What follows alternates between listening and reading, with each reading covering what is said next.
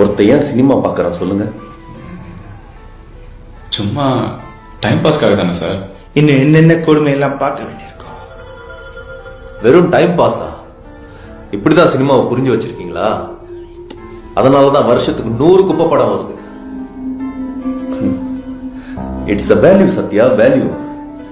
வேல்யூனா ஒருத்தன் தன்னை பத்தி தெரிஞ்சுக்கிறது, புரியுதா? ஒருத்தன் படம் பாக்குறான்னா தன்னோட வேல்யூஸை இன்க்ரீஸ் பண்ணதான். அதுக்கு யோகா பண்ணோம், ஹிமாலயா போனோம்னு அவசியம் இல்லை. நல்ல சினிமாவை பார்த்தாலே போதும். நம்மளை பத்தி தெரிஞ்சுக்கலாம், நம்மளை சுத்தி இருக்கவங்களை பத்தி தெரிஞ்சுக்கலாம். அவளையே நம்ம காந்தி ஹரிச்சந்திர நாடகம் பார்த்ததுனாலதான் தன்னோட கேரக்டரை மாத்திக்கிட்டாரு. அதனாலதானே நமக்கு சுதந்திரம் கிடைச்சது. நம்மளை விட சின்ன நாடெல்லாம் உலகமே வியக்கிற அளவுக்கு எப்படி படம் எடுக்க முடியுது? ஈரான், லத்தீன் அமெரிக்கன் பிலிம்லாம் ஏன் நல்லா இருக்கு? Childrens of heaven, bicycle thief, parents, separation எல்லாம் ஏன் இன்னும் கொண்டாடி இருக்கோம்? அவளை ஏன் சார் நம்ம சத்திய சித்திரவாள முடிஞ்சது, நம்மளால ஏன் முடியல? அதுக்கு முக்கியமான காரணம் ஒண்ணு இருக்கு தெரியுமா? அவங்க படங்களை இமேஜினேஷனே கிடையாது.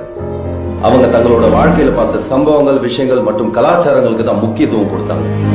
அவங்க படங்கள்லாம் அதை பேஸ் பண்ணி மட்டும் தான் சார் இருக்கும்.